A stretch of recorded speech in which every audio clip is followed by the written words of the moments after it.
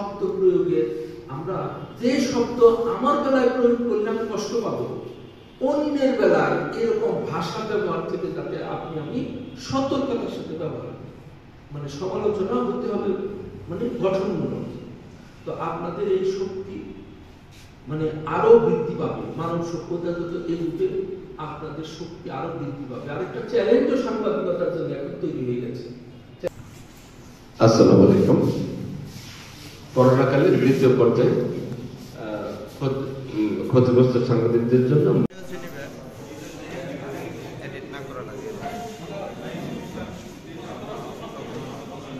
মাননীয় প্রধানমন্ত্রী আসছে সাপ্তাহিক গণবিপ্লব পত্রিকার বার্তা সম্পাদক মাসুম ফেরদৌস।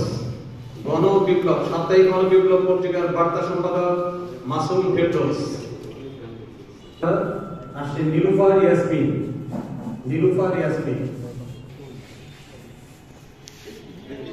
আসছে কালের দত্তা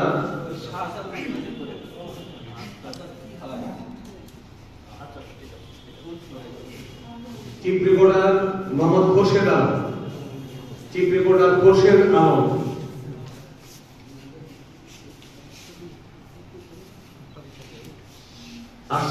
আসসালামু আলাইকুম। অপরাধ প্রকাশ চ্যানেলের পক্ষ থেকে সবাইকে জানাই আন্তরিক প্রীতি ও শুভেচ্ছা। আমরা আজ রয়েছি টাঙ্গাইল প্রেস ক্লাবের বঙ্গবন্ধু মিলনায়তন, টাঙ্গাইল প্রেস ক্লাব। আজকের যে অনুষ্ঠান, করোনাকালীন দ্বিতীয় পর্যায়ে ক্ষতিগ্রস্ত সাংবাদিকদের জন্য মাননীয় প্রধানমন্ত্রীর বিশেষ আর্থিক সহযোগিতার চেক প্রদান অনুষ্ঠান, যেখানে প্রধান অতিথি হিসেবে রয়েছেন জনাব মোহাম্মদ আতাউল গনি, জেলা প্রশাসক টাঙ্গাইল।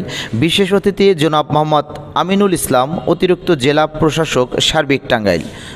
সভাপতি হিসেবে রয়েছেন জনাব জাফর আহমেদ, সভাপতি টাঙ্গাইল প্রেস ক্লাব, এবং বিশেষ অতিথি হিসেবে কাজী জাকিরুল মাওলা, সাধারণ সম্পাদক টাঙ্গাইল প্রেস ক্লাব। আজকে দেখুন, মাননীয় প্রধানমন্ত্রীর পক্ষ থেকে ক্ষতিগ্রস্ত সাংবাদিক যারা মাঠে ঘাটে পরিশ্রম করে এই করোনাকালীন সময়ে জীবনের ঝুঁকি নিয়ে সংবাদ পরিবেশন করে থাকে, বস্তুনিষ্ঠ সংবাদ পরিবেশন করে থাকে, তাদেরকে কিন্তু মাননীয় প্রধানমন্ত্রীর সহযোগিতায় কিন্তু আজকের চেক প্রদান অনুষ্ঠান আমরা দেখাবো। সেই চেক প্রদান অনুষ্ঠান যেখানে টাঙ্গাইল জেলা প্রশাসক জনাব মোহাম্মদ আতাউল গনি প্রধান অতিথি হিসেবে রয়েছে।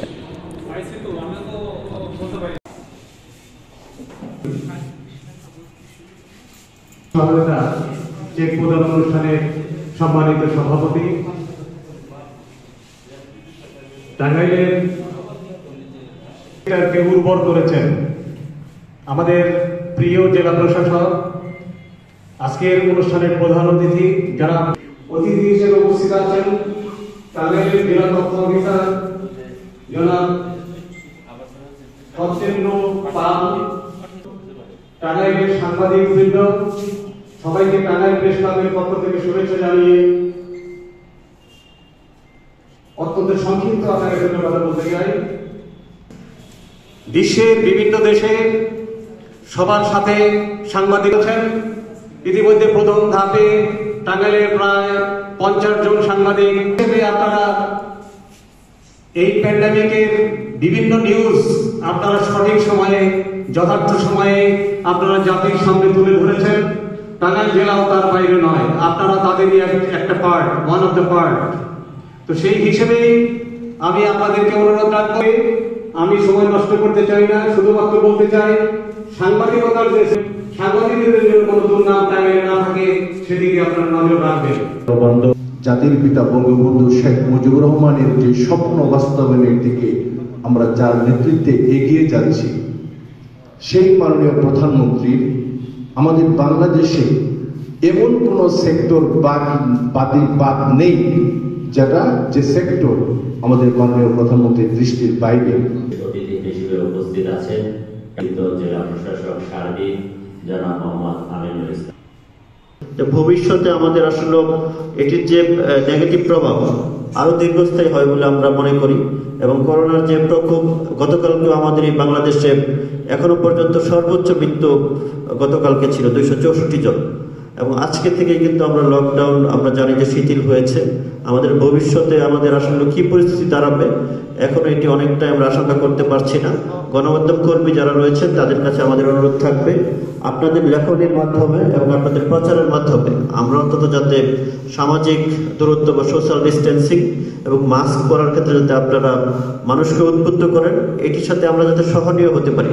করোনাকে হয়তো আমরা সমূলে মূলোৎপাটন করতে পারবো না, কিন্তু এর সাথে যাতে আমরা বসবাস করতে অভ্যস্ত হতে পারি, এই বিষয়টিতে আমাদের গণমাধ্যম কর্মীদের একটি মারাত্মক ভূমিকা রাখার সুযোগ রয়েছে।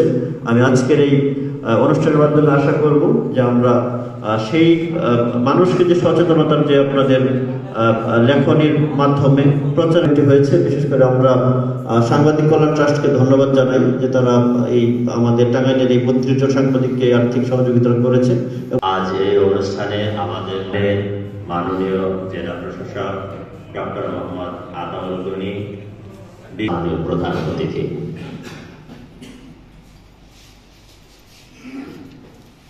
বিসমিল্লাহির রহমানির রহিম। শুভ সকাল। করোনাকালীন জেলা গণমাধ্যম কর্মীদের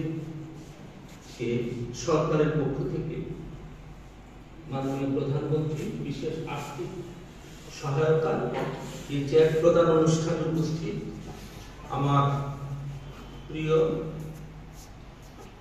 ঘনিষ্ঠজন, টাঙ্গাইল প্রেস ক্লাবের সম্মানিত সভাপতি, বিশেষ অতিথি হিসেবে উপস্থিত আছেন আমাদের টাঙ্গাইল জেলা অতিরিক্ত জেলা প্রশাসক সার্বিক। আজকে প্রথমবার আপনাদের সামনে উপস্থিত হয়েছেন যোগদান করার পরে আমাদের জেলা তথ্য অফিসার, মঞ্চের বিশেষ অতিথি হিসেবে উপস্থিত হয়েছেন আমাদের সকলের এবং সমবেত গণমাধ্যম কর্মীবৃন্দ। আমরা বরাবরই এক কথা বলি যে সংবাদপত্র গণমাধ্যম হচ্ছে রাষ্ট্রের চতুর্থ, রাষ্ট্রের 3টা বিভাগ বলেন, আইন বিভাগ, তারপর লেজিসলেচার বা আইনসভা, তারপর হচ্ছে আপনার নির্বাহী বিভাগ আর হচ্ছে বিচার বিভাগ। এই তিনটা অংশ মিলে রাষ্ট্রকে চালায়। আর এর মধ্যে এই তিনটারও বাইরে গণমাধ্যমের গুরুত্ব। অবশ্যই চতুর্থ স্তম্ভটা এখন আমি যে ব্যাখ্যাটা দিলাম এটি হলো বর্তমানে চতুর্থ স্তম্ভ, কিন্তু অষ্টাদশ শতাব্দী থেকে ইংল্যান্ডে ইউরোপে চতুর্থ স্তম্ভ বলতো। তখন আমার রাষ্ট্রের এই 3টা স্তম্ভ ছিল না, এই যে আইনসভা, বিচার বিভাগ, নির্বাহী বিভাগ, এই 3টা ছিল না। সেই সময় ছিল রাজতন্ত্র, তারপর হচ্ছে আপনার ওই যে আমজনতা, ওই 3টা শ্রেণী ছিল রাষ্ট্র না, রাজতন্ত্র, অভিজাততন্ত্র, চার্চ, এই 3টা স্তম্ভ ছিল রাষ্ট্রের। তখনকার সময়ে ছিল চার্চ, আর তাদের পরে হলো অভিজাত শ্রেণী, এই যে লর্ড, জমিদার, এই জাতীয় এই 3টা স্তম্ভ ছিল তখনের ভূমিকা। এটা আধুনিক গণতন্ত্র বিকাশ লাভের পরে যে শুধু বৃদ্ধি পেয়েছে তা নয়, আজ থেকে কয়েকশো বছর আগে এই গণতন্ত্র রাষ্ট্রের একটা অপরিহার্য অঙ্গ ছিল। মানে সেই সময় সংবাদপত্র চতুর্থ স্তম্ভ ছিল, কিন্তু তখন 3টা স্তম্ভ। চার্চ, তখন চার্চরা বিরাট প্রভাব ছিল, তারা মানুষদেরকে পরকালে কে বেহেশতে যাবে, কে দুজখে যাবে, এই সার্টিফিকেট পর্যন্ত দিয়ে যাবে। এই চার্চের প্রভাব ছিল ব্যাপক। তো সেই জন্য এই চার্চ ছিল দ্বিতীয় স্তম্ভ, আর তৃতীয় স্তম্ভ ছিল অভিজাততন্ত্র। এই যে রাজা এবং চার্চের সাথে ছিল।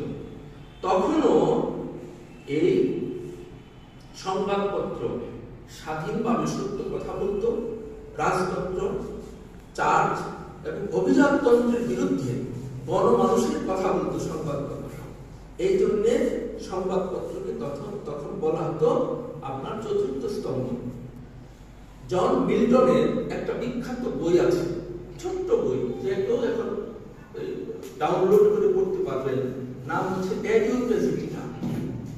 এডিউপেজিটিকা মানে যখন প্রথম মুদ্রণ যন্ত্র আবিষ্কার হলো, সেই সময়ে ইংল্যান্ডের রাজা রানীরা বলল এই যে প্রেসের অনুমোদন দেওয়া হবে না। এখন আমরা প্রেসের অনুমোদন নেই না বাংলাদেশে, ওই যে পত্রিকা ছাপাইতে হলে, এটার আদি ইতিহাসটাকে ওই জায়গা থেকে শুরু হয়েছে যে প্রেস স্বাধীন মত প্রকাশের পক্ষে, সাংবাদিকতার পক্ষে একটা যুক্তিতর্ক দিয়ে একটা বই লিখেছিলেন। বইটার নাম এডিউপেজিটিকা।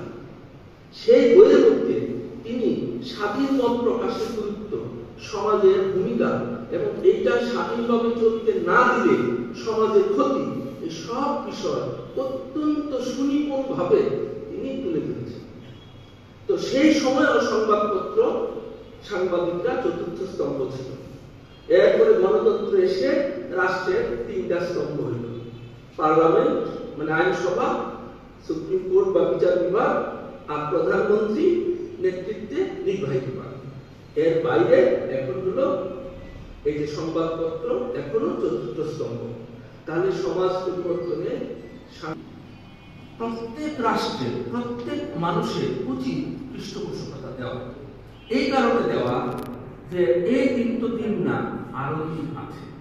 আজকে আপনি রাজা, আজকে আপনি মন্ত্রী, আজকে আপনি ডিসি, আজকে সভাপতি, চিরকাল আপনি বেঁচে থাকবেন না, চিরকাল আপনি সভাপতি থাকবেন না, চিরকাল ডিসি থাকবেন না।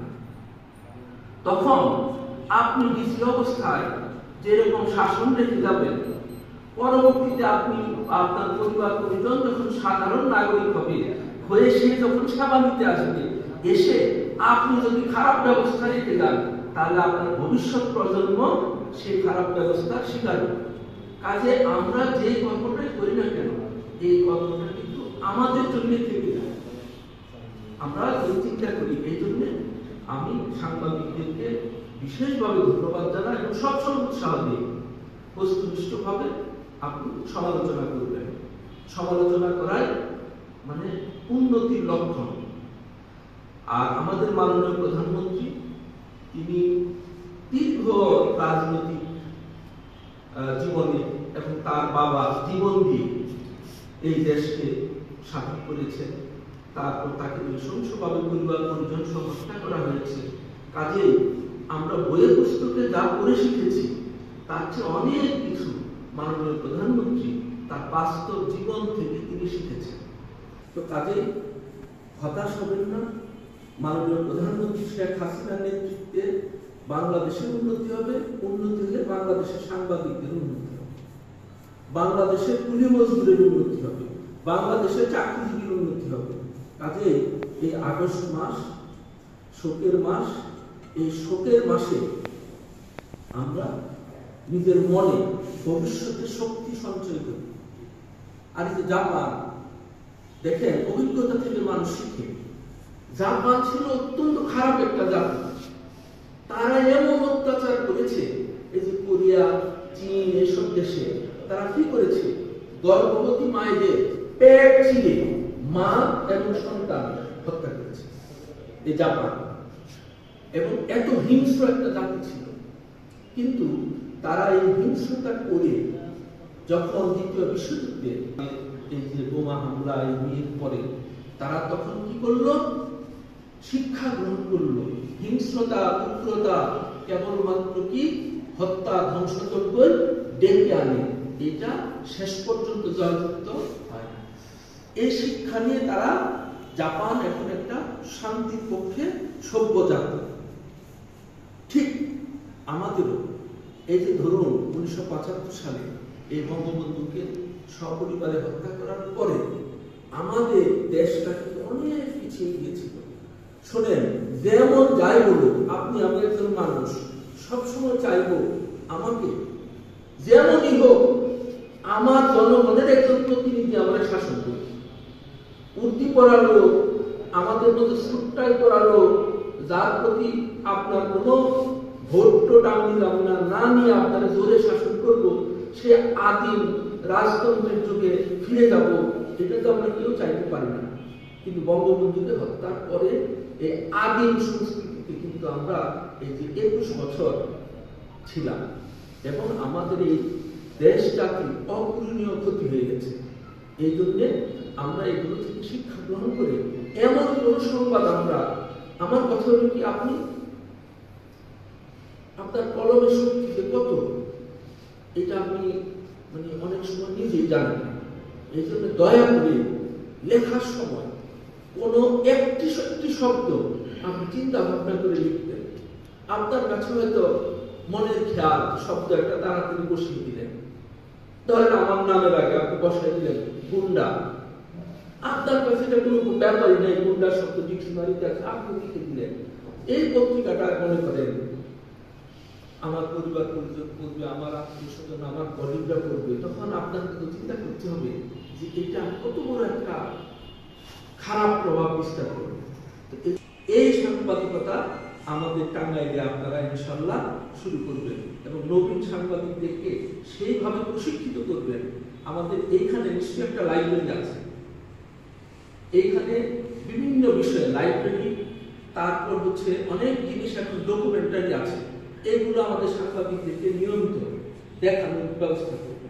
ডকুমেন্টারি বিশেষ করে প্রথম বিশ্বযুদ্ধ, দ্বিতীয় বিশ্বযুদ্ধ, তারপর আমাদের যে ভারত পাকিস্তান যুদ্ধ, তারপর বিভিন্ন যেগুলো পৃথিবীর মূল জিনিসগুলো, রাজনৈতিক প্রেক্ষাপটগুলো, এইগুলো বিভিন্ন জীবনী, রাজনীতিবিদদের, তারপর খেলোয়াড়দের হলের খেলা সম্পর্কে এইসব বহু ডকুমেন্টারি আছে। প্রশিক্ষণ কিচ্ছু না, আপনি ওরকম সপ্তাহে একদিন ওই যে আড্ডা স্থলে যেরকম আমরা এই ভিডিও দেখব এবং দেখতে ভালোই লাগবে, সবার অনেক কিছু শেখা হবে। এইভাবে সাংবাদিকতাটা এগিয়ে যাবে। আর আপনাদের লাইব্রেরির জন্য আমি কিছু টাকা দিব। খুব আরেকটা কথা হলো কি জানেন, বইটা আজকাল সহজ হয়ে আরেকটা মুশকিল হয়েছে, সবাই আমরা লেখক, পাঠক খুঁজে পাওয়া যায় না, মানে লেখার মধ্যে কোনো বস্তু থাকে না। এইরকম বই 10,000 দিয়ে লাইব্রেরি করার কোনো মানে হয় না। কোয়ালিটি সম্পন্ন 20টা বই, যেটা আমার জ্ঞানকে এগোবে, আমার প্রফেশনকে দক্ষ করতে সহায়তা করবে, এমন 20টা বই কিন্তু যথেষ্ট। তা আমি আজকে এখানে কথা দিচ্ছি যে আমি আপনাদের এই লাইব্রেরিতে ভালো মানের পেশাগত দক্ষতা উন্নয়নের জন্য আপনারা বই কিনবেন, সেই জন্য আমি আমার সাধ্যমতো আর্থিক অনুদান টাঙ্গাইল প্রেস ক্লাবে আমি দিব। আর একটা বিষয় হচ্ছে, আপনাদের দীর্ঘদিনের দাবি ছিল আবাসন, যে একটা জায়গা আপনাদের আবাসনের দাবি ছিল। আমার আগের জেলা প্রশাসক মহোদয়ের সময় থেকে এটা উদ্যোগ শুরু হয়েছিল। তো এইটা আমরা অন্যান্য কাজকর্ম করে আমার পর্যায় থেকে আমি স্বাক্ষর করে এইটা আমি ভূমি মন্ত্রণালয়ে প্রেরণ করেছি। এখন আমাদের অংশটুকু আমরা শেষ করেছি। তো আপনারা আমাদের রাজনৈতিক নেতৃবৃন্দ আছেন, এলাকার সংসদ সদস্য মহোদয়গণ আছেন, তারপর আমাদের টাঙ্গাইলের কৃতি সন্তান আমাদের কৃষিমন্ত্রী মহোদয় আছেন, তারপর আমাদের টাঙ্গাইলের কৃতি সন্তান আমাদের নাগরপুরের মন্ত্রী পরিষদ সচিব মহোদয় আছেন। তাদের সাথে একটু তাদের প্রভাবটাকে কাজে লাগালে আপনারা হয়তো তাড়াতাড়ি এটা একটা অনুমোদন আপনারা পাবেন। তো আপনাদের আবাসন সমস্যাটা দূর হবে এবং যে কোনো সময় আপনাদের পেশাগত সহযোগিতার জন্য সরকার আপনাদের পাশে আছে, আমরাও খোলা মনে আপনাদের পাশে আছি। আমরা আপনাদের উন্নতি কামনা করি। তো আমি আবারও এই সুন্দর আয়োজনের জন্য প্রেস ক্লাবের সম্মানিত সভাপতি, সাধারণ সম্পাদক সহ আপনাদের সকলকে অনেক অনেক কৃতজ্ঞতা এবং ধন্যবাদ জানিয়ে আমার বক্তব্য শেষ করছি। বাংলাদেশ চিরজীবী হোক, জয় বাংলা।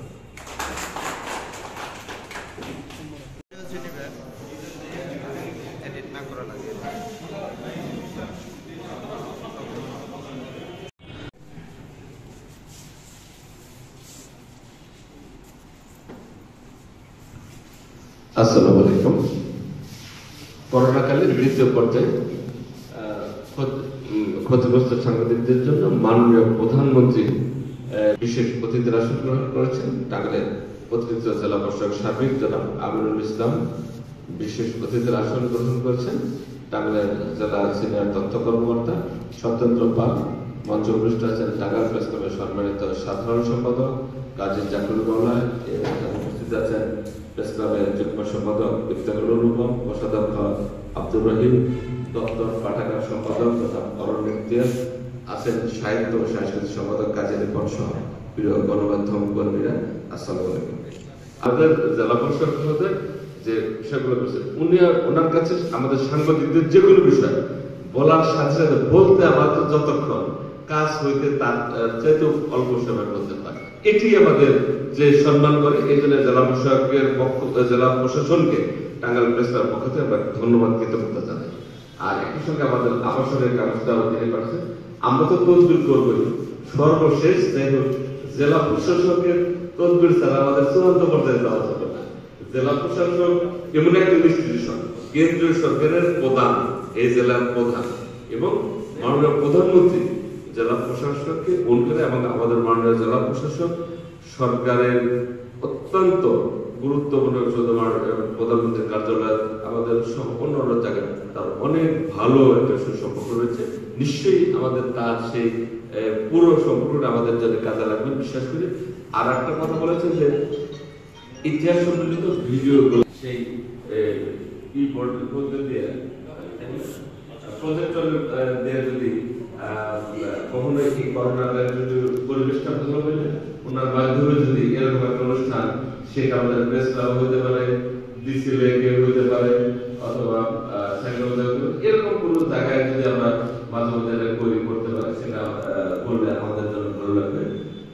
সবাইকে ধন্যবাদ। এবং করোনার টাইমে আমরা কথা বেশি বলবো না, এবং আমরা সকলেই বিদেশে উঠে গেলে আমাদের কিন্তু মাস্ক পরিধান সহ স্বাস্থ্যবিধি মেনে যাতায়াত করতে হবে। কারণ করোনার কিন্তু আক্রান্ত কমে নাই, মৃত্যু কিন্তু কমে নাই। কাজেই আমাদের প্রত্যেককে আমরা সচেতন থাকবো, সততার সাথে। মোটামুটি আমাদের সাংবাদিকদের নিয়ে যদি কোনো প্রশ্নের মধ্যে আমরা না পড়ে আমরা সমস্ত অনিয়ম অনৈতিক কাজ থেকে আমরা বিরত থাকবো। সবাইকে বিশেষ অনুরোধ দেখে আমি আমার কথা শেষ করছি। আল্লাহ হাফেজ।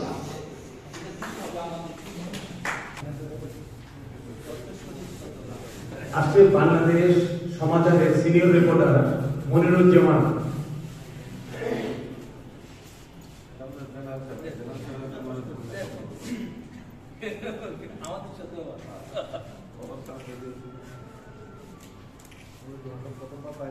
আজকে সাপ্তাহিক পাপিয়া পত্রিকার প্রধান সম্পাদক মোহাম্মদ সেলিম তরফদার।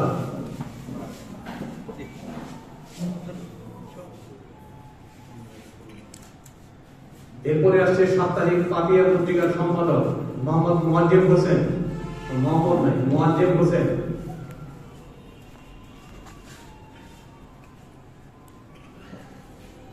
আজকের দেশবাসী পত্রিকার স্টাফ রিপোর্টার আসছে নীলুফার ইয়াসমিন।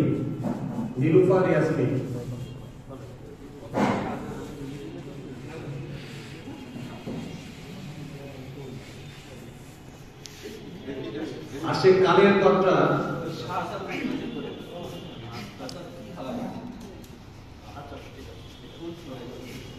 Chief reporter Mohammad Khorshed Alam.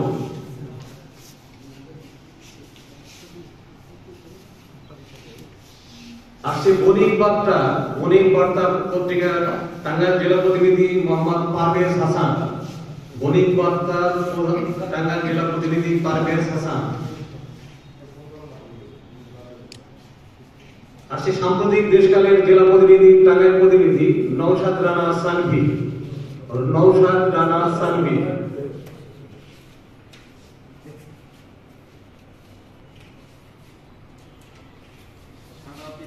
আসছে ফিনান্সিয়াল এক্সপ্রেস পত্রিকার জেলা প্রতিনিধি মোহাম্মদ শাহাবুদ্দিন। ফিনান্সিয়াল এক্সপ্রেস পত্রিকার জেলা প্রতিনিধি মোহাম্মদ শাহাবুদ্দিন।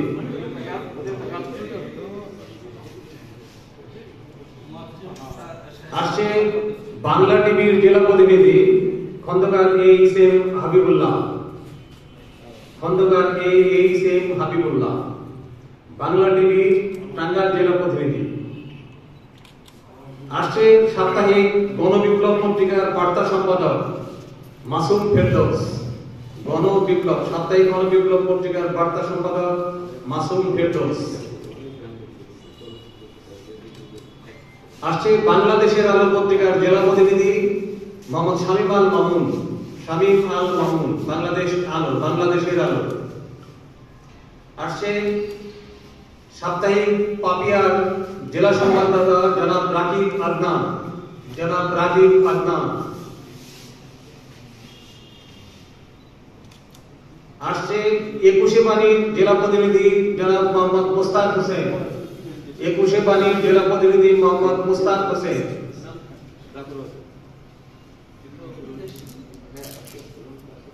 মাতৃভূমি পত্রিকা টাঙ্গাইল জেলা, মাতৃভূমির খবর জেলা প্রতিনিধি মোহাম্মদ হোসেন।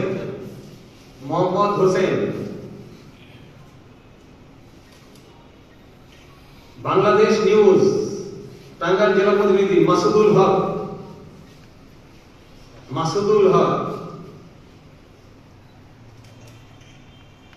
আসছে ভোরের পাতার জেলা প্রতিনিধি আব্দুল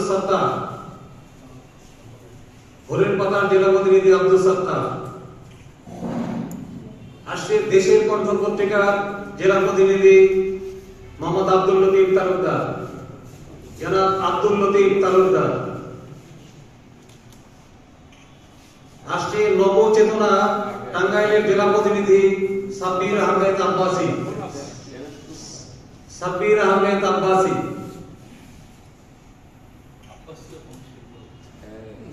আমার সংবাদ জেলা প্রতিনিধি রাইসুল ইসলাম। দৈনিক সকালের খবর জেলা প্রতিনিধি, দৈনিক সকালের সময় জেলা প্রতিনিধি মোহাম্মদ রাশেদ খান মেনন, সকালের সময় জেলা প্রতিনিধি রাশেদ খান মেনন। আসছে ভাষাটির কথার স্টাফ রিপোর্টার জনাব সুজন মিয়া।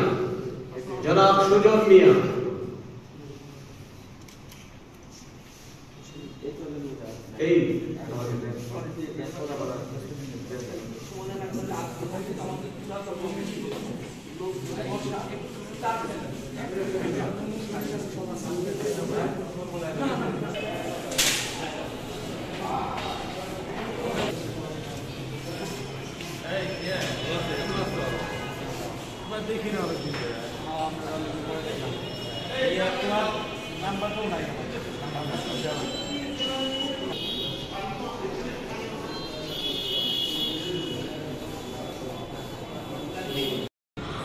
মাননীয় প্রধানমন্ত্রীর পক্ষ থেকে সাংবাদিকদের মাঝে চেক প্রদান অনুষ্ঠানে আসলে আমরা যারা এই চেক পেয়েছি আমরা তার কাছে কৃতজ্ঞ, এবং যে সকল সাংবাদিক বাংলাদেশের বিভিন্ন জায়গায় বিভিন্ন গুরুত্বপূর্ণ ভূমিকা পালন করে থাকে তাদের প্রতিও যাতে আপনি দৃষ্টি আকর্ষণ দেন সেজন্য আমার রিকোয়েস্ট থাকবে অপরাধ প্রকার চ্যানেলের পক্ষ থেকে। ধন্যবাদ সবাইকে। চেক প্রদান অনুষ্ঠান আপনারা দেখলেন।